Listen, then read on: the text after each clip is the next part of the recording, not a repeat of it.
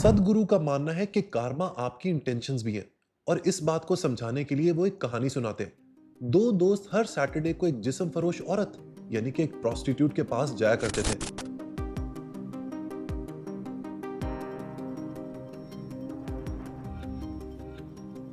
Karma, ये वो लफ्ज है दोस्तों जो आपने इंटरनेट पर बहुत सुना होगा।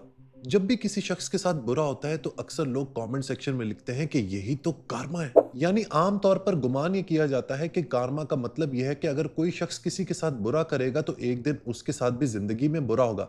जैसे कायनात के अंदर कोई ऐसा निजाम मौजूद हो जो हर अमल को रिकॉर्ड कर रहा हो और उसके बाद उसका सिला देता हो। लेकिन क्या वाकई कार्मा का यह मतलब है? क्या कार्मा सिर्फ बदले का नाम है? क्या ये कोई एक ऐसी गैबी यानी कि इनविजिबल रिवॉर्ड एंड पनिशमेंट की फोर्स है, या फिर कार्मा का मतलब कुछ और ज्यादा डीप है? इंडिया में एक योगी हैं जिनका नाम है जग्गी वसुदेव, जो कि सदगुरु के नाम से मशहूर है। उन्होंने कार्मा पे एक जबरदस्त किताब लिखी है जिसका नाम है karma, a yogi's guide to crafting your destiny. आज इस किताब के जरिए मैं हमेशा के लिए कार्मा का ये जो लफ्ज है, इसका मीनिंग, इसका एसेंस, इसकी सोल आपके लिए क्लियर कर दूंगा। बुक बडीज, कार्मा का लिटरल मीनिंग होता है एक्शन, कोई कर्म करना, कोई काम करना। लेकिन सदगुरु के मुताबिक लोगों ने कार्मा को एक्शन की बजाय रिवॉर्ड और पनिशमेंट के सिस्टम के तौर पर समझ लिया है। अक्सर लोग समझते हैं कि अच्छे काम का अच्छा फल मिलता है और बुरे काम की सजा मिलती है। यहां तक तो बात बिल्कुल ठीक है, लेकिन ये जो फल और सजा है, ये आखिर मिलती कहां से है? यही असल मिसकंसेप्शन है। लोग कार्मा को एक बैलेंस शीट समझते हैं जहां पर इंसान की अच्छाइयों और बुराइयों का हिसाब रखा जाता है। कुछ लोग इस तरह समझते हैं जैसे कोई डिवाइन अकाउंटेंट आसमान पर बैठा हो और जो इंसान के हर अच्छे और बुरे काम का रिकॉर्ड मेंटेन कर रहा हो। लेकिन यहीं पे तो दोस्तों ट्विस्ट है। सदगुरु के मुताबिक ये सोच सिर्फ गलत नहीं बल्कि ट्रैजिक है, क्योंकि इस सोच ने लोगों को कंफ्यूज और खौफजदा कर दिया है। लोग कार्मा के लफ्ज का इस्तेमाल तो करते हैं, लेकिन अक्सर औकात उन्हें पता ही नहीं होता कि दरअसल इस लफ्ज का मतलब क्या है। सदगुरु का कहना है कि इस सोच ने इंसान को फेटलिस्टिक बना दिया। दोस्तों, फेटलिज्म का मतलब ये होता है कि आपके साथ जिंदगी में जो होगा वो लिख दिया गया है, वो तय है, अब आप कुछ नहीं कर सकते। ये सारा किस्मत का खेल है। दोस्तों, मेरी लाइफ की ये पक्की पक्की ऑब्जर्वेशन है कि जो लोग इस फेटलिज्म में पड़ गए ना, जो इस सोच में पड़ गए, तो ये सोच उनसे एक्शन छीन लेती है। फिर इंसान यही कहता है कि भाई जो किस्मत को मंजूर, जो मेरी तकदीर में था वही मेरे साथ जिंदगी में हुआ। This is a nonsensical approach of living life. सदगुरु यहाँ पर कार्मा का जो सारा एस्टैब्लिश कॉन्सेप्ट है उसको डेसिमेट कर देते हैं, तबाह बर्बाद कर देते हैं। वो कहते हैं कि कार्मा का रिवॉर्ड और पनिशमेंट यानी कि सजा और जजा से कोई ताल्लुक नहीं है। ना ये किसी आसमानी जज का निजाम है और ना ये गुड और इवल का सिंपल हिसाब किताब है। उनके मुताबिक कार्मा का मतलब यह है कि हमने अपनी जिंदगी का ब्लूप्रिंट खुद तैयार किया है। हमने कॉन्शियसली अपनी लाइफ के डिसीजंस लिए हैं जिनके कॉन्सिक्वेंसेस हमें ऑलरेडी पता है। और जब हम ये रियलाइज कर लेंगे कि हम जिंदगी की हर चॉइस, हर डिसीजन एक्टिवली खुद करते हैं, तो तब ही हम कार्मा को समझ सकते हैं। कार्मा वो है जो हम इस दुनिया में कर रहे हैं। दोस्तों, ये बहुत बड़ा फिलोसॉफिकल आइडिया है। ये कहता है कि हम अपनी जिंदगी को एक्टिवली खुद अपने हाथों से, अपनी इंटेंशन से, अपने कॉन्शियसनेस से क्रिएट करते हैं। हम जिंदगी के शिकार, हम जिंदगी के विक्टिम नहीं है, बल्कि we are the creators of life. जब हम ये कहते हैं ना कि ये मेरा कार्मा है, तो दरअसल इस स्टेटमेंट का मतलब ये होता है कि मैं अपनी जिंदगी का 100% जिम्मेदार हूं। यही सदगुरु के कार्मा के कॉन्सेप्ट का सेंट्रल पॉइंट है कि आपने अपनी जिंदगी की जिम्मेदारी, रिस्पॉन्सिबिलिटी खुद लेनी है। जब इंसान अपनी लाइफ की रिस्पॉन्सिबिलिटी अपने पेरेंट्स, अपने सोसाइटी, अपने समाज के ऊपर डालना छोड़ देता है, उसी दिन से दरअसल दोस्तों जिंदगी का आगाज होता है। सदगुरु कहते हैं कि कार्मा कोई डॉक्ट्रिन नहीं है, ये कोई रिलीजन, आइडियोलॉजी, स्क्रिप्चर या थ्योरी भी नहीं है। उनके मुताबिक कार्मा बस एग्जिस्टेंस का एक मैकेनिज्म है। ये आपके बिलीव करने या ना करने से काम नहीं करता। वो कहते हैं कि अगर आप एक दफा कार्मा को समझ गए ना, तो फिर आप अपनी जिंदगी में बैक सीट पर एक डरे हुए पैसेंजर की तरह नहीं बैठेंगे कि उफ मेरी जिंदगी में आगे क्या होने वाला है, बल्कि आप ड्राइविंग सीट संभालेंगे, स्टीयरिंग व्हील अपने हाथ में लेंगे और बिना किसी डर के अपनी जिंदगी की गाड़ी चलाएंगे। ये कितना बड़ा आइडिया है दोस्तों। और मैंने ये देखा है कि जो लोग जिंदगी में ज्यादातर कामयाब होते हैं वो इसी तरह की आइडियोलॉजी पे चलते हैं। सदगुरु कहते हैं कि कार्मा 3 लेवल्स पर काम करता है, बॉडी, माइंड एंड एनर्जी।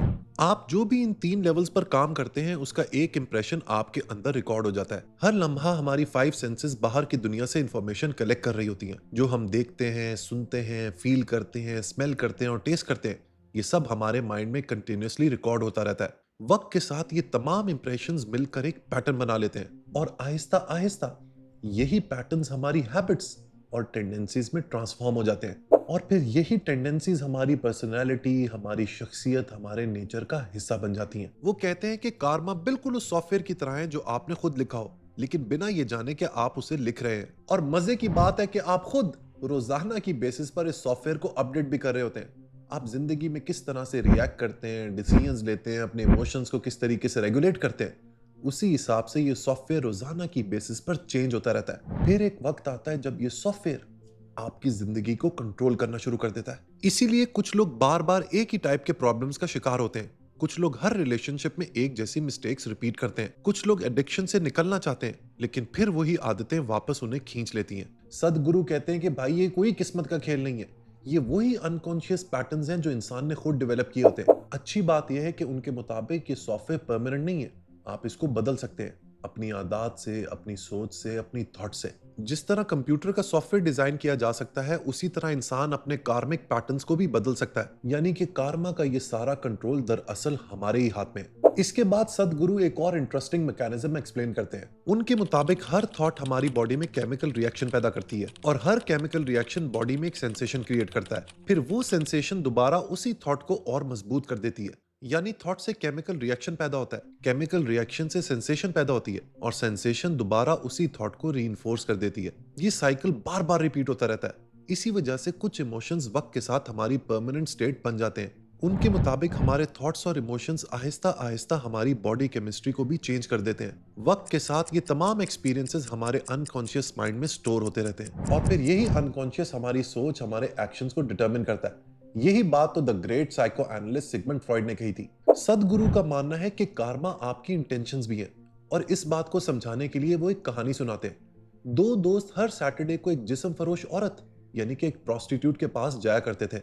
एक दिन रास्ते में उन्हें भगवत गीता पर एक लेक्चर सुनाई दिया। पहले दोस्त को अपने अमल पर गिल्ट महसूस हुआ। उसने सोचा कि आज प्रोस्टिट्यूट के पास जाने की बजाय गीता का लेक्चर सुनना चाहिए। वो दोस्त तो लेक्चर हॉल में चला गया, जबकि उसका दोस्त उस जिस्म फरोश औरत के घर चला गया। लेकिन जो शख्स लेक्चर हॉल में बैठा था, उसका सारा ध्यान अपने दोस्त पर था। वो सोच रहा था कि उसका दोस्त कितना एंजॉय कर रहा होगा, और मैं यहाँ लेक्चर में फंसा हुआ हूँ। दूसरी तरफ जो शख्स प्रोस्टिट्यूट के पास गया था, वो अपने दोस्त के बारे में सोच रहा था। वो उसकी तारीफ कर रहा था और सोच रहा था कि मेरा दोस्त कितना अच्छा फैसला कर गया है। वो अपनी जिंदगी को बेहतर बनाने की कोशिश कर रहा है, और मुझे भी यही कोशिश करनी चाहिए। अब जाहिरी तौर पर जो दोस्त लेक्चर हॉल में बैठा हुआ गीता सुन रहा है, वो ज्यादा रिलीजियस लग रहा है, ज्यादा अच्छा लग रहा है, लेकिन कार्मिक लेवल पर ज्यादा नुकसान उसी ने उठाया। लेकिन आखिर क्यों?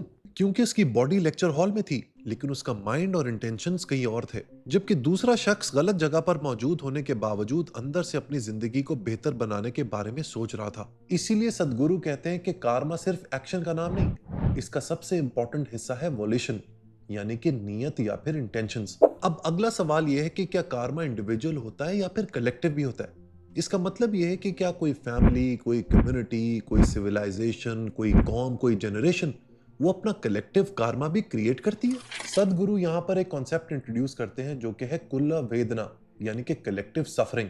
यानी ऐसी सफरिंग जो सिर्फ एक इंसान की पर्सनल हिस्ट्री से नहीं आती, बल्कि फैमिली, कम्युनिटी या प्रीवियस जनरेशन से भी ट्रांसमिट होती है। यानी जो कुछ भी हम लोग करते हैं, उसका असर सिर्फ हमारी इंडिविजुअल पर्सनैलिटी पर नहीं आता, बल्कि उसके कॉन्सिक्वेंसेस सारी जनरेशन को भुगतने पड़ते हैं। अगर एक फैमिली में जनरेशंस तक फियर, ग्रीड, एंगर, वायलेंस या इनसिक्योरिटी रही हो, तो उसका असर उसकी अगली नस्लों पर भी पड़ता है। इसी तरह अगर एक सोसाइटी इनजस्टिस, पॉवर्टी, इग्नोरेंस या वायलेंस को नॉर्मल बना दे, तो उसका रिजल्ट सिर्फ एक इंसान नहीं, पूरी जनरेशन भुगतती है। यहाँ कलेक्टिव कार्मा का यह मतलब नहीं कि कोई इनविजिबल पनिशमेंट आ रही है। इसका मतलब सिर्फ यह है कि हमारे एक्शंस का रिजल्ट सिर्फ हम तक लिमिटेड नहीं रहता। जैसे अगर एक सोसाइटी बिना प्लानिंग के पॉपुलेशन बढ़ाती जाए, रिसोर्सेज मैनेज ना करे, एजुकेशन और फैमिली प्लानिंग पर काम ना करे, तो उसका बर्डन फ्यूचर जनरेशंस उठाती हैं। फिर हम इसे किस्मत या डिवाइन विल कहकर साइड पे नहीं रख सकते। हर इंसान अपने लेवल पर रिस्पॉन्सिबल है। आप जिस तरह बिहेव करते हैं, जिस तरीके से अपनी लाइफ को कंडक्ट करते हैं, जिस तरीके से वोट देते हैं, जिस तरह मुआशरे में बिहेव करते हैं, उसी तरह का मुआशरा कलेक्टिव कार्मा के जरिए आप क्रिएट करते हैं। इस किताब में सदगुरु ने एक और माइंड ब्लोइंग कॉन्सेप्ट एक्सप्लेन किया है, जिसमें उन्होंने इंसान की मेमोरी यानी याददाश्त और कार्मा को कनेक्ट किया है। योगिक ट्रेडिशन के मुताबिक मेमोरी की 8 डायमेंशंस होती हैं: एलिमेंटल, एटॉमिक, एवोल्यूशनरी, जेनेटिक, कार्मिक, सेंसरी, आर्टिकुलेट और इनआर्टिकुलेट। इनमें पहली 4 मेमोरीज वो हैं जिनमें इंसान की पर्सनल चॉइस या नीयत का कोई रोल नहीं। ये हमारे कलेक्टिव कार्मा का हिस्सा है, यानी अर्थ, वाटर, फायर, एयर और ईथर, इन सब एलिमेंट्स की अपनी मेमोरी है। फिर है एटॉमिक मेमोरी, जिसका मतलब है कि हमारे एटम्स भी एक स्पेसिफिक पैटर्न्स के साथ काम करते हैं और हमारे सिस्टम को शेप देते हैं। एवोल्यूशनरी मेमोरी वो है जो हमें ह्यूमन बीइंग्स बनाती है। इसी वजह से हमारी बॉडी ह्यूमन बॉडी की तरह फंक्शन करती है, एनिमल या प्लांट की तरह नहीं। जेनेटिक मेमोरी वो है जो हमें अपनी फैमिली और एंसेस्टर से मिलती है। इसमें हमारे फिजिकल फीचर्स, कुछ साइकोलॉजिकल टेंडेंसीज और फैमिली पैटर्न्स शामिल होते हैं। इसके बाद जो अगली 4 मेमोरीज हैं वो हमारे इंडिविजुअल कार्मा से रिलेटेड है, क्योंकि उसके अंदर हमारी नीयत और पर्सनल चॉइस शामिल होती है। कार्मिक मेमोरी वो इंप्रेशंस हैं जो हमारे एक्शंस, इमोशंस, थॉट्स और एक्सपीरियंसेस से बनती हैं। इसी से हमारे लाइक्स, डिसलाइक्स, हैबिट्स और पर्सनालिटी शेप होती है। सेंसरी मेमोरी वो है जो हमारी 5 सेंसेस के जरिए बनती है। जो हम देखते हैं, सुनते हैं, टेस्ट करते हैं, स्मेल करते हैं और फील करते हैं, वो हमारे अंदर इंप्रेशंस क्रिएट करता है। इनआर्टिकुलेट मेमोरी वो गहरी मेमोरी है जो हमारे अंदर मौजूद होती है, लेकिन हमें क्लियरली मालूम नहीं होता कि वो कहां से आ रही है। ये हमारे अनकॉन्शियस माइंड की फाउंडेशन की तरह काम करती है। और आखिर में आर्टिकुलेट मेमोरी, ये वो है जो हमें कॉन्शियसली मालूम होती है, जैसे इंफॉर्मेशन, लैंग्वेज, एजुकेशन, एक्सपीरियंसेस और वो नॉलेज जो हम क्लियरली एक्सप्रेस कर सकते हैं। ये सब 8 मेमोरीज अलग अलग बॉक्सेस नहीं है, बल्कि ये सब कंबाइन होके, ब्लेंड होके एक इंसान को यूनिक बनाती है। इसीलिए 2 लोग सेम फैमिली, सेम सोसाइटी और सेम एनवायरनमेंट में रहकर भी बिल्कुल सेम नहीं होते। यानी सदगुरु प्रूव ये करना चाह रहे हैं कि इंसान एक्यूमुलेटेड मेमोरी का रिजल्ट है। लेकिन इंसान की खूबसूरती ये है कि वो सिर्फ अपनी मेमोरी का प्रिजनर नहीं रहना चाहता। अगर इंसान कॉन्शियस हो जाए तो वो अपनी एक्यूमुलेटेड मेमोरी से ऊपर उठकर अपनी जिंदगी खुद क्रिएट कर सकता है। आपकी जिंदगी में मुश्किलात तो आएंगी, हर इंसान की जिंदगी में आती हैं। फर्क ये होता है कि आप उस मुश्किल को परसीव कैसे करते हो। The fundamental difference between a human being and a machine is perception. अब बहुत से लोगों का सवाल होगा कि भाई हम अपने कार्मा को बेहतर करना चाहते हैं, लेकिन हमें पता नहीं कि किस तरीके से करें। तो इसकी टिप्स भी इस किताब में सदगुरु ने दी हैं। Let's review them. सदगुरु का कहना है कि कार्मा से बचने का तरीका ये नहीं कि आप एक्शन करना छोड़ दें, बल्कि आप एक्शन के तरीके कार को बदल दें। उनके मुताबिक हर इंसान को एक्शन करना ही पड़ता है। सांस लेना, सोचना, बोलना, काम करना, रिलेशनशिप बनाना, ये सब एक्शंस हैं। इसलिए एक्शन से भागना मुमकिन नहीं। सवाल सिर्फ इतना है कि जो एक्शन आप ले रहे हैं वो आपको ज्यादा फंसा रहे हैं या फिर आपको आजाद कर रहे हैं। इसी को वो कार्मा योग या फिर कर्म योग कहते हैं। उनके मुताबिक कर्म योग का मतलब सिर्फ चैरिटी करना, सोशल सर्विस करना या बहुत बिजी रहना नहीं। बहुत से लोग समझते हैं कि जितना ज्यादा काम करेंगे उतना ही स्पिरिचुअल होंगे। सदगुरु इस बात को अपोज करते हैं। वो कहते हैं कि असल मामला क्वांटिटी का नहीं, बल्कि क्वालिटी का है। एक ही काम 2 लोग अलग तरीके से कर सकते हैं। एक शख्स उसे शदीद स्ट्रेस में और इगोइस्टिक अंदाज में करेगा, जबकि दूसरा उसे बहुत ही जॉयफुल अंदाज में और खुशी खुशी करेगा। इसी बात को समझाने के लिए वो 3 पत्थर काटने वाले मजदूरों की एग्जांपल देते हैं। एक दिन एक शख्स ने 3 मजदूरों से एक ही सवाल पूछा कि तुम क्या कर रहे हो। पहले मजदूर ने जवाब दिया, नजर नहीं आ रहा, मैं पत्थर काट रहा हूं। दूसरे ने कहा, मैं अपना पेट पालने के लिए पैसा कमा रहा हूं। लेकिन तीसरे मजदूर ने मुस्कुराते हुए जवाब दिया, मैं एक शानदार मंदिर बना रहा हूं। तीनों एक ही काम कर रहे थे, लेकिन तीनों का नजरिया मुख्तलिफ था। लिहाजा सदगुरु ये बात कहना चाहते हैं कि जिंदगी में जब आप कोई भी काम करें तो उसकी बहुत बड़ी डिपेंडेंस आपके एटीट्यूड पे होती है। असल अहमियत इस बात की है कि आप उस काम को किस नजरिए, किस अहमियत और किस सोच से कर रहे हैं। इसके बाद वो ड्यूटी के कॉन्सेप्ट को भी चैलेंज करते हैं। वो कहते हैं कि सिर्फ ड्यूटी निभाना स्पिरिचुअल नहीं है। अगर इंसान मजबूरी में कोई काम कर रहा है तो ना वो खुद खुश होगा और ना दूसरों को खुशी देगा। वो कहता है कि अगर आप किसी काम से मोहब्बत नहीं करते और सिर्फ उसे बर्डन के तौर पर कर रहे हैं तो आप सिर्फ मिजरी प्रोड्यूस करेंगे। इसीलिए एक्शन ड्यूटी से नहीं बल्कि इन्वॉल्वमेंट से आना चाहिए। इसके बाद वो एक और इंटरेस्टिंग इक्वेशन समझाते हैं, जो कि है बीइंग, डूइंग एंड हैविंग। सदगुरु का कहना है कि ज्यादातर लोग अपनी जिंदगी उल्टे तरीके से गुजारते हैं। वो पहले पैसा कमाना चाहते हैं, शोहरत कमाना चाहते हैं, इज्जत कमाना चाहते हैं और फिर कहते हैं कि इसके बाद मैं खुश रहूंगा और अपने आप को मुकम्मल फील करूंगा। लेकिन उनके मुताबिक इसका तरीका बिल्कुल उलट है। पहले इंसान को अंदर से मुकम्मल होना चाहिए, कंप्लीट होना चाहिए। फिर उसके जो एक्शंस होंगे वो दरअसल उसकी इनर स्टेट को रिफ्लेक्ट करेंगे। उसके बाद जो कुछ मिलना है वो नेचुरली मिल जाएगा। यानी कि सक्सेस हैप्पीनेस नहीं पैदा करती, हैप्पीनेस सक्सेस पैदा करती है। कितनी बड़ी बात है। उनका कहना है कि आपका प्रोफेशन, अचीवमेंट्स या सोशल स्टेटस आपकी असल पहचान नहीं, बल्कि सिर्फ आपके रोल्स हैं। जब इंसान अपनी आइडेंटिटी को इन चीजों से जोड़ लेता है तो उनके खत्म होने पर वो खुद को भी खो देता है। इसके बाद सदगुरु सैक्रिफाइस यानी कुर्बानी के कॉन्सेप्ट को भी क्या खूबसूरती से एक्सप्लेन करते हैं। वो कहते हैं कि सैक्रिफाइस का मतलब किसी चीज को छोड़ना नहीं है। अगर आप किसी चीज को इसलिए छोड़ते हैं कि बदले में आपको अल्लाह, भगवान या सोसाइटी कुछ दे, तो ये सैक्रिफाइस नहीं बल्कि सिर्फ एक ट्रांजैक्शन है।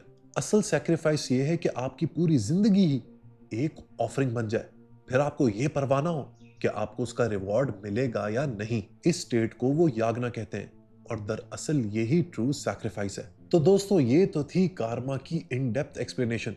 अब आप लोगों ने मुझे कमेंट सेक्शन में जरूर बताना है कि आपकी जो इनिशियल अंडरस्टैंडिंग थी कार्मा को लेके, क्या वो इस वीडियो के बाद तब्दील हुई है या नहीं, और अगर हुई है तो आपने क्या सीखा है। मेरी दुआ है कि आपका कार्मा आपको कामयाबी के करीब ले जाए। Best wishes to all of you. Channel को सब्सक्राइब करना मत भूलिएगा। Until next time, good bye.